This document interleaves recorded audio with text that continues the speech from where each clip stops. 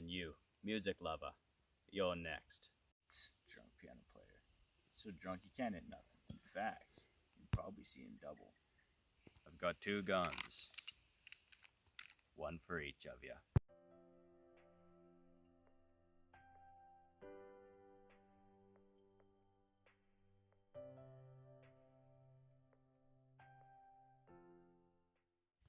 Alright, hello and welcome back to the channel, guys. We have a guest, my younger brother.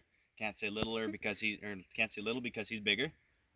But today we're going to be doing something different. We're not going to be doing a specific knife review or item review. We are going to be reviewing a manufacturer, which is Cold Steel. So we've got a bunch of Cold Steel products here. We love Cold Steel for a number of reasons, which we'll explain later. But we'll give a quick overview of each individual one. I'll take the camera and we'll start here on the right. This is the Cold Steel cutlass machete, but we chopped the top off just to make it a little bit shorter, nicer to use, and lost the sheath. That's not a modification you have to do. This is my Cold Steel Gladius. I've had it for a number of years, at least 4. It's been through a lot of use. It's seen many trees. Broke the little cap off here. Usually has a plastic cover over this, but it is a full tang. It's got this sheath, and we have this Cold Steel Bowie. Yeah, this is West Bowie. Wild West Bowie. That's his knife, and this is his. This one's mine. Then we have the Cold Steel Leatherneck Tanto, the Cold Steel GI Tanto, and the Sport Flight, I think they're called, throwing knives. We've got 5 of them. Used to be 6, but they got lost. This is a Cold Steel Fin Light. We've got 2 of those, and then we've got the Drop Forge boot knife, and I forget what this one's called. Mini Leatherneck. Yeah, so that's the quick overview. Let's start to get into the specifics. Alright, so it's a Cold Steel cutlass machete. Chop the top off is a couple inches. Put hockey tape on the handle because it gets very slippery, especially when it's wet. This handguard is very tough. There's a metal bar inside there. I've used it a lot. I've abused it. I've thrown it and stuff, but I screwed up my shoulder, so he's going to be showing the chopping move.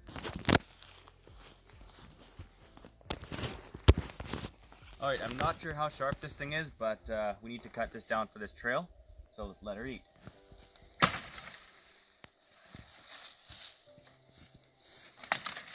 The dead one's out of the way.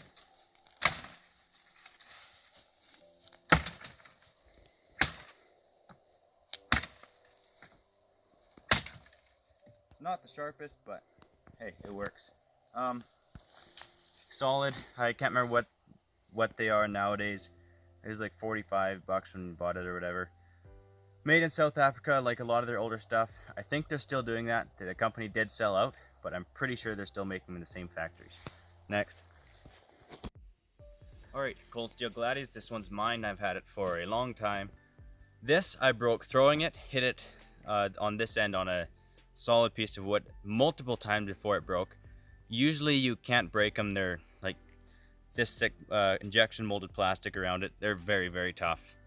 It's about that thickness right here. Same idea as this. I just haven't hit that and broken it yet.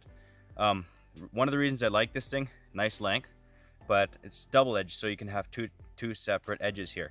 I've got this, it's a little bit of a blunter edge for doing heavier chopping or whatever, and I've got a finer one for cutting grass or a lighter brush or whatever. So let's demonstrate. Cut this grass here. I don't know how well you'll be able to see it. I don't know how sharp it is either. It's been a while. Clean cuts. Good enough. Let's cut some brush. Okay,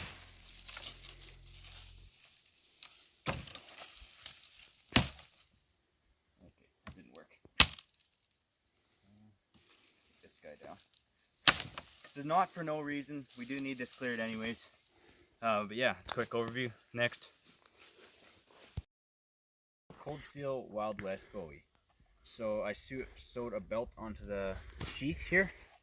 Sewed on each side. That wearing the sheath, you saw that in the intro. So you can put it back in easily. This is 1095, I think, high carbon. It's a very good knife. I've thrown this one as well. Probably shouldn't, but it's a very tough knife. It comes with a strap right here to hang it right here with a string to wrap around your leg. That's the proper way to wear it. This is definitely aftermarket, but it's a very good knife. I carry it with me a lot, just bushwhacking and whatever like that. So. And it was based on the Western 49. Yes, it was. So it's basically an exact copy, but it's cold steel, so it's a lot cheaper. Yeah, and it was what, 120 bucks? Something like that. So very good price for the amount of knife that you're getting. Those are awesome. Next up, Leatherneck Tanto. Kydex, or I believe they call it Securex sheath. It's their own version, riveted, formed, whatever, all that stuff. You've got, it's a Velcro cover for putting your belt through, Velcro loop with a snap in the middle for it to be extra secure. It's also got a snap, got it wrapped in behind here to wrap around there for extra security, but it does snap in. I almost never use that thing. Nice and secure, fits well, works great. Full tang also. I forget what steel this one is. Sorry about that, we're trying to do this quick. Rubber handle, has pretty good grip when it's wet. Solid steel pommel. I've literally pounded nails with this thing. Very tough, thick spine. Great all-around knife, and let's see if I can throw it. I cannot. Next. Right, I need to redeem myself. I can usually throw this thing pretty good. Let's try this. Nice. Nice. Alright, so this is a GI Tanto. It's brother to Leatherneck. Same sheath, pretty much exact, but it's fitted for this knife instead. It had almost a sharp, so I sharpened this to the back. So just extra, I don't know what. I never actually used this knife, so I can't put very many reviews, but it's a full tang, probably the same steel as the other knife. So looks like a good all around. I can't really give a solid review. I've never used the knife. Alright, Sureflight Sport, 1055 carbon, 12 inches long. They're not the greatest shape for straight throwing, but they do spin throwing just great. They do straight throwing as well. We've thrown these literally hundreds, probably thousands of times. They've taken abuse. The flat black can be hard to find in the grass. That's why I've got mine painted red. Yeah, let's test them.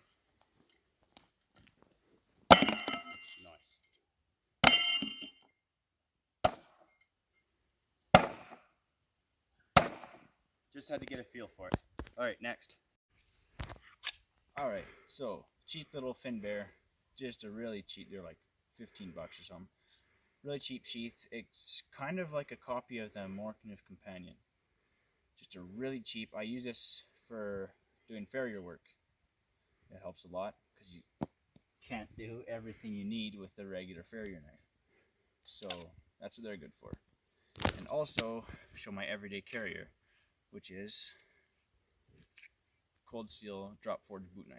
This thing, you can throw it. It's super tough. Comes with a really good sheath with this handy little clip here. I clip it onto my belt. You can clip on your boot, whatever you want. And yeah, it's just a really good everyday carrier knife. And also, I'm gonna show off the new truck. We just got brand new tires on today.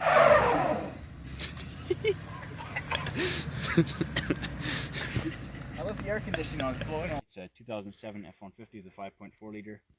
Just an automatic transmission. Just basically just a base model with a knockoff Harley Davidson. Bruh. Which kind of sucks, but it's a good reliable truck. It drives nice, decent fuel economy, has a bit of an exhaust leak, needs brakes, but we're getting that work done.